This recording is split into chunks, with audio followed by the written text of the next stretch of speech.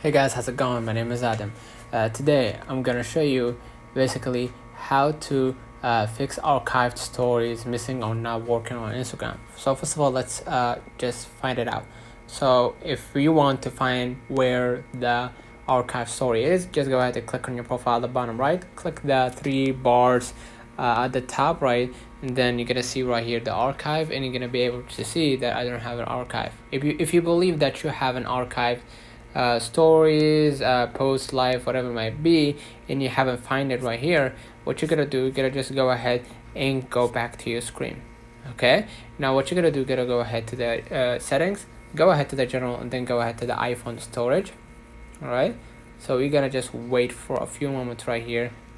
Okay, scroll a little bit down till you find the Instagram, and then what you're gonna do, you're gonna upload the app. And don't worry, uploading the app won't remove your remove your story archive or whatever it might be.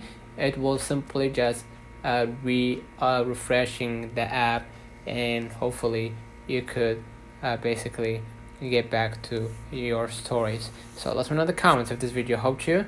Don't forget to like and subscribe, and thank you for watching.